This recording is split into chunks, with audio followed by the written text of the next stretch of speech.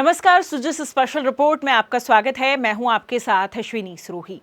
राजस्थान की मिट्टी से जुड़ाव, संस्कृति की खुशबू और विकास की नई दिशा, इन सब का संगम बना प्रवासी राजस्थानी दिवस 2025 का भव्य आयोजन, जो कि पूरे प्रदेश में उत्साह का केंद्र रहा। देश दुनिया के कोने कोने से लौटे प्रवासी राजस्थानियों ने अपने अनुभव, अपनी उपलब्धियां और राजस्थान के प्रति अपने भाव को साझा किया।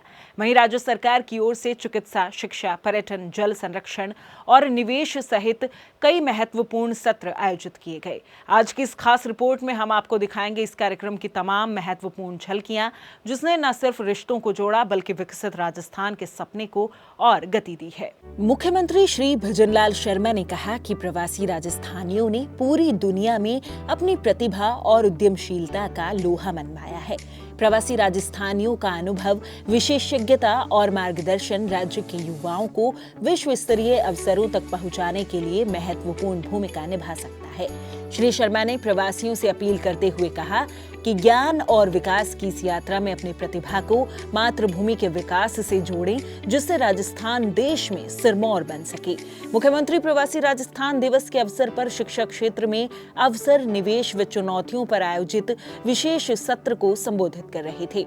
श्री शर्मा ने कहा कि शिक्षा का देश एवं प्रदेश की प्रगति में बहुत महत्वपूर्ण स्थान है। मुख्यमंत्री ने कहा कि प्रदेश में शिक्षा के क्षेत्र में निरंतर अभूतपूर्व कार्य किए जा रहे हैं। श्री शर्मा ने कहा कि हमने शिक्षा क्षेत्र का अभूतपूर्व विस्तार किया है, जो ज्ञान आधारित अर्थव्यवस्था की नींव तैयार कर रहा है। सत्र की अध्यक्षता कर रहे केंद्रीय वन व पर्यावरण मंत्री श्री भूपेंद्र यादव ने कहा कि राजस्थान शिक्षा के क्षेत्र में सदैव अग्रणी रहा है। स्कूल शिक्षा में अजमेर, तकनीकी शिक्षा में पिलानी, कोचिंग संस्थानों में कोटा जैसे शहर आज देश भर में जाने जाते हैं। उन्होंने कहा कि शिक्षा नीति में विद्यार्थियों को प्रोडक्ट के बजाय पर्सनालिटी बनाने पर जोर दिया गया है और राजस्थान में विद्यार्थियों के चरित्र निर्माण व उनमें मानवीय गुणों के विकास पर पूरा ध्यान दिया जा रहा है।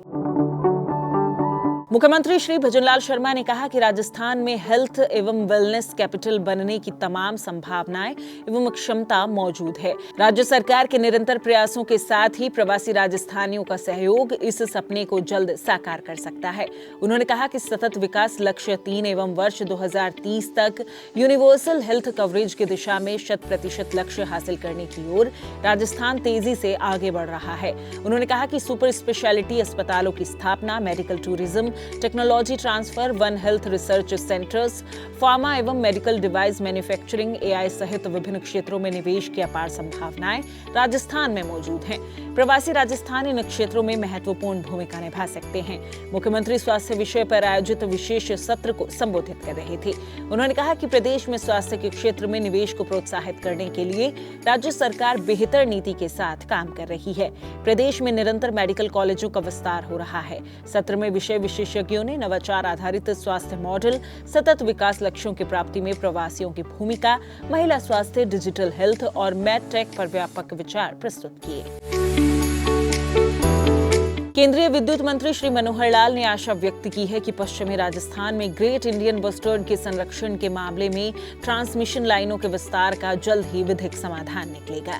उन्होंने कहा कि ग्रीन एनर्जी कॉरिडोर तृतीय को केंद्रीय नवीन एवं नवीकरणीय ऊर्जा मंत्रालय से अनुमति प्राप्त हो गई है।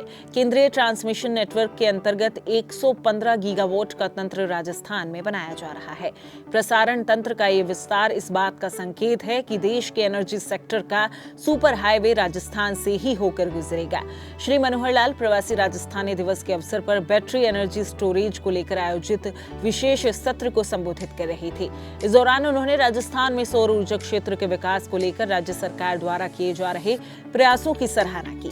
इस अवसर पर मुख्यमंत्री श्री भजनलाल शर्मा ने कहा कि राजस्थान न केवल देश के बल्कि वैश्विक अक्षय ऊर्जा मानचित्र पर अग्रणी भूमिका निभा रहा है।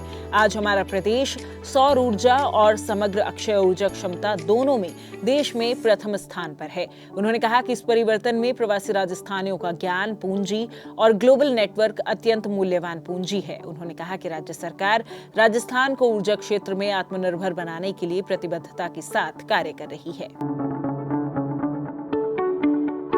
राजस्थान में सस्टेनेबल वाटर इंफ्रास्ट्रक्चर का विकास एक जिम्मेदारी और एक अवसर विषय पर सत्र आयोजित किया गया। इस सत्र में राजस्थान की जल सुरक्षा को मजबूत करने के लिए व्यवहारिक, बड़े पैमाने पर लागू होने वाले और टेक्नोलॉजी आधारित समाधानों पर चर्चा करने के लिए प्रमुख विशेषज्ञ और इंडस्ट्री के इनोवेटर एक साथ आए।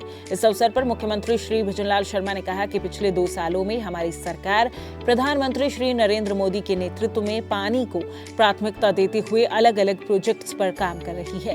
हमने राजस्थान के लिए एक विस्तृत योजना तैयार की है कि ताकि सिंचाई, उद्योग, पशुधन और घरेलू पानी की जरूरतें पूरी हो सके।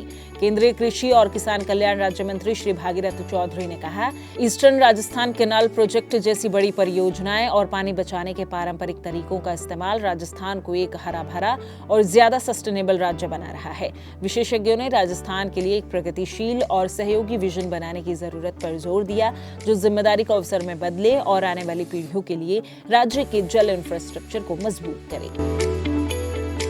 मुख्यमंत्री श्री भजनलाल शर्मा ने कहा कि राज्य में खनन क्षेत्र में अपार संभावनाएं हैं, साथ ही वे ऊर्जा और ताकत भी है जो प्रदेश की अर्थव्यवस्था को नई ऊंचाइयों पर ले जाए। उन्होंने कहा कि हमारी मंशा है कि राजस्थान के खनिज राज्य में ही प्रोसेस हों और राज्य में ही उत्पाद बने, जिससे युवाओं को रोजगार के अनेक अवसर मिल सके। उन्होंने कहा कि राज्य में खनन नीति सरल एवं पारदर्शी है, साथ ही निवेशकों के लिए सिंगल विंडो क्लियरेंस की व्यवस्था की गई है। उन्होंने प्रवासी राजस्थानियों से आह्वान किया कि वे राज्य में निवेश कर राजस्थान को देश का अग्रणी औद्योगिक राज्य बनाने में सहयोग करें। मुख्यमंत्री श्री शर्मा माइनिंग विषय पर आयोजित सेक्टरल सेशन को संबोधित कर रहे थे। उन्होंने कहा कि प्रवासी राजस्थानियों ने अपनी मेहनत, बुद्धिमत्ता और उद्यमिता से विश्व भर में प्रदेश का परचम लहराया है। उन्होंने कहा कि राज्य में 82 प्रकार के खनिज उपलब्ध हैं और 57 खनिजों का दोहन किया जा रहा है।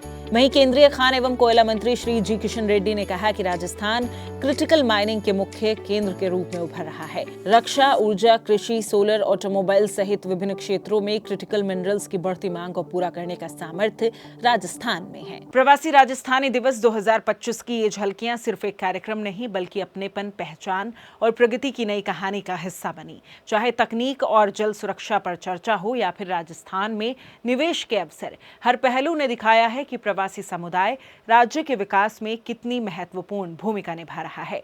उम्मीद है कि ये साझेदारी आने वाले समय में और भी मजबूत होगी और राजस्थान को नई ऊंचाइयों पर ले जाएगी। सो जिस स्पेशल रिपोर्ट में फिलहाल के लिए इतना ही, फिर होगी आपसे मुलाकात। तब तक के लिए नमस्कार।